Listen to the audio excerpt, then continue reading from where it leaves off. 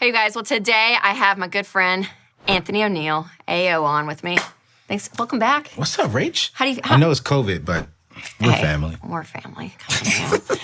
Okay, so Anthony and I, just like friendship history, we've known each other for how long now? 5 years. 5 years. And Anthony is like one of my go-to friends that I feel comfortable to come to him with specifically racial issues, racial questions, anything. He's like my guy. And I'm kind of your girl. Absolutely. With the opposite, right? Absolutely. I mean, I can have, like you said, a comfortable conversation, but it could be hard questions. Yes. And you'll educate me. And you've helped me out a lot, especially coming from where I come from to here. Whew, Rachel has saved me some headaches. No, it's vice versa. But we all know what's going on in the world right now. And some major racial head-to-head stuff happened, whether it was George Floyd. I mean, tons of stuff that came out recently, and you guys know about this. And I hate to say we're probably even a little late to the game, even just doing this video. But Anthony and I were talking, and I was like, okay, let's just talk about it. Like, let's just get a perspective out there that hopefully you guys have had these kind of conversations. But if not, maybe this conversation will enlighten you. It'll help you, maybe open your eyes. Because I'll say this, and I've told you this, even in the last, few months, I feel like I've even learned more about whether it's Black history, redlining with real estate back in the day. I mean, like all these things that happened in our country, sadly, that I'm sad and embarrassed to say, like, I didn't know some of this stuff. And I did more intentional research, listened to more talks, watched more things, read more things than I probably ever have in a collective amount of time when this happened. And I came to you a lot, texting you, asking you questions, and I just feel like we just had, you're just a great resource for sure. I have other Black friends, but Anthony is— I'm the best one. Yeah, he's honestly probably like my favorite, one of my favorite people to talk to about this. But I want to know, you came obviously from— to kind of talk about your backgrounds and kind of what brought you here at Ramsey to begin with, just to know your perspective. Yeah. So my perspective before joining Ramsey Solutions, I was an associate pastor at a mega all-Black church, about 30,000 members that they have there. And it's literally 99.9% African Americans. And so coming from that and coming here to where it's about 98% all white people, which is nothing wrong with that, it was a huge, huge culture shock for me. But people like yourself, your dad, some other our team members here, because of having those conversations and honestly giving me grace to ask questions without feeling wrong, really helped me out. But grew up in an all-Black community, grew up in the country, and so I really wasn't exposed to a lot of multiracial stuff growing up.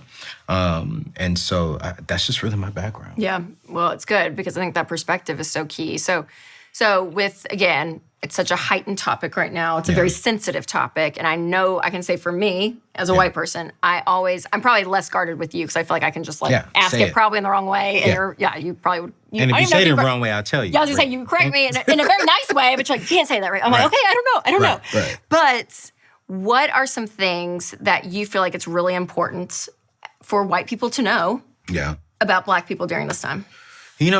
Right now, I think it's one thing I like about you, Rachel, was when you ask questions, you don't just ask questions and then leave it there. You actually come to me like, hey, Anthony, I watched this. I read this. Can you help me understand this a little bit more? So you've already shown me as an African American that you're actually willing to go do some research on your own, and something that you just can't click because of your culture. Hey, I'm going to go ask Anthony. I'm going to go ask someone else. And for us as Black people, we value that. Like, we value that. And so instead of asking us questions, show us that you actually care and that you're willing to take the time to say, hey, let's just sit down. Me and my husband will sit down. We're just going to learn together.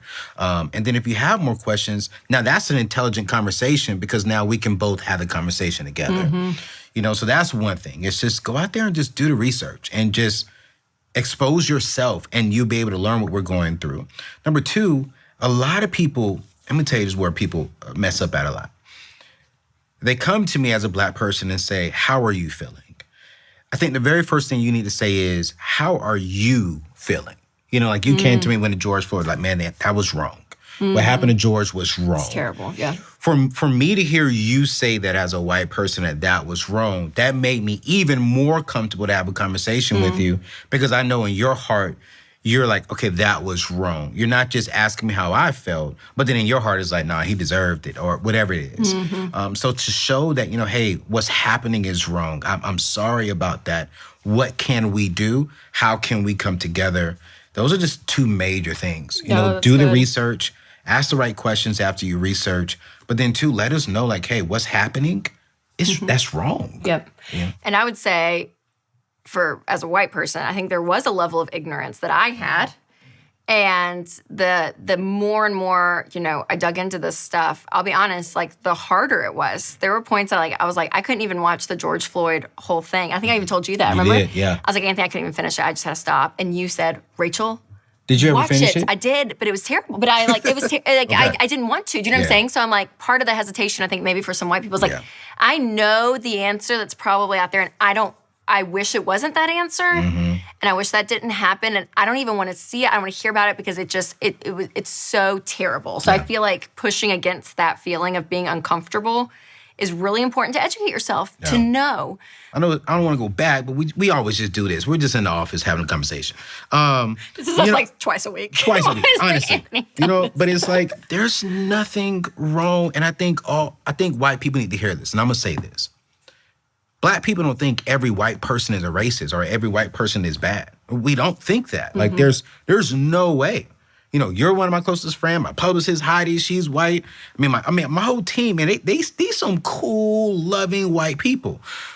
I just think that white people need to understand, just be willing to have the uncomfortable conversation. Yes. And I've met some people who I thought were racist in the beginning simply because they couldn't do what you and I are doing. Because they were a little nervous, they were scared. And then they're like, I don't see colors. Now, wait a minute. Are you trying to cover up something? Are you trying to hide something? But no, see me.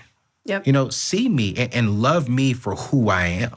That's good. And then we're going to be good. For so long, as a white person, I was like, no, it doesn't matter. It doesn't matter who you are. But then I realized through this journey, and tell me if I'm wrong, it almost that's offensive because you want to celebrate that. So talk through, like, when people say, well, I'm colorblind, how does that make you feel? Man, when people say I don't see your color, I am very... Well, you are like you do. Like, you do though, right? Like how can you not? I'm like, no, but you do though. You okay. do. Like, you don't see color. Yes, you do, because you're talking to me. How can you not see this skin that God made? Like, he made me a black man. So I'm not ashamed to be a black man. And honestly, I'm not ashamed that you're a white woman. God made us this color. If you're Hispanic, if you're Puerto Rican, whatever you are. Right. So don't say you don't see color, because when I hear that, honestly, I hear as if you don't see me. So, like, I'm a proud black man. And that's like me saying I don't see color when I look at you. I do. Yep. Quick answer. Do you want to be called black or African American? That's honestly transparent on this show. That is I'm still doing research on that, Rachel. Okay. I'm just being honest. Well, because it's like, that. What is that? What do you mean? What are you looking at? I was born in America, but my family is from Africa. So it's like, I'm black.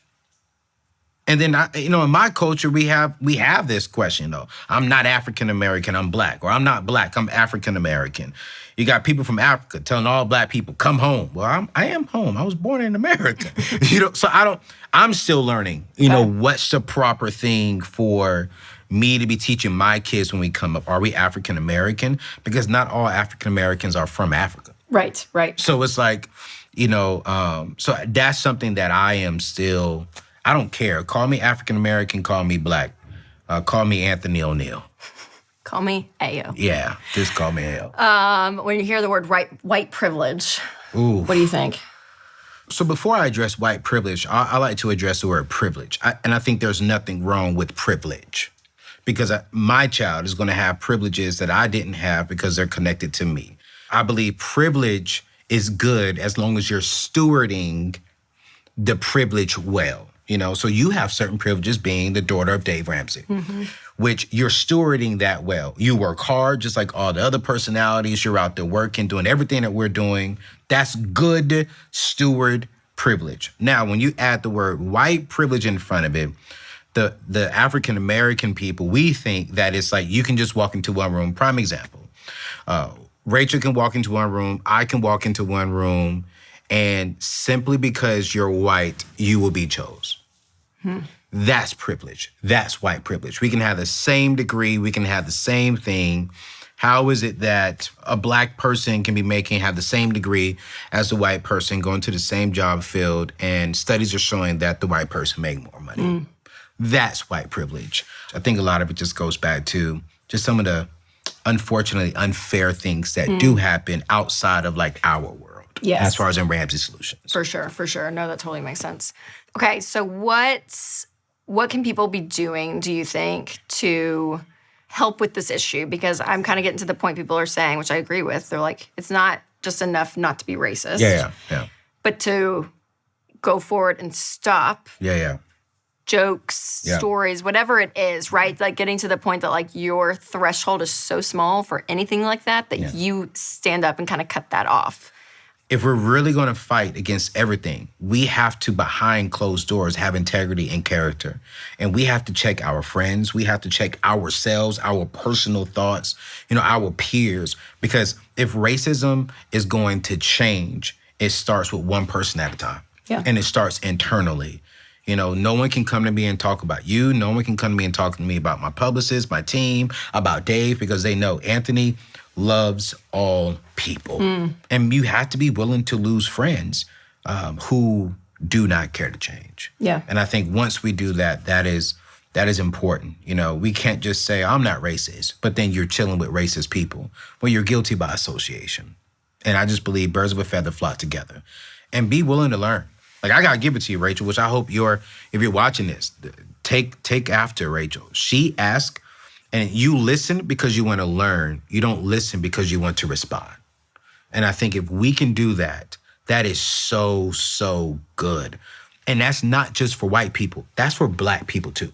Like, I got to ask you the questions, and I got to listen to learn. So it goes for everyone. Listen to learn. Don't listen to respond. That's so great. One of my favorite things Anthony was saying, Rachel, I got a white person question for you. I'm like, bring it on, Ao. I'll answer it for you.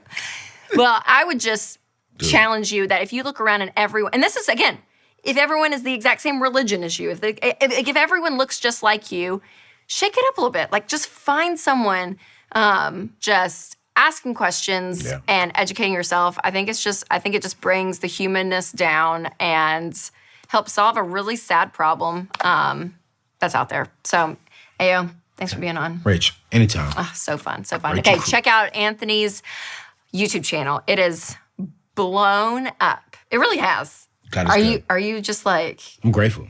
I'm just trying to catch you. it's Ao. Okay, and he has a Black History Month panel. It's like 4 videos. Yeah. So good. Such good, raw, honest conversation from different perspectives. Yes. It's just really well done. So make sure you guys And all of them check don't that agree out. on there neither. Yeah, that's it. I know. It was such good videos. Such good videos. So make sure to check out AO's YouTube channel.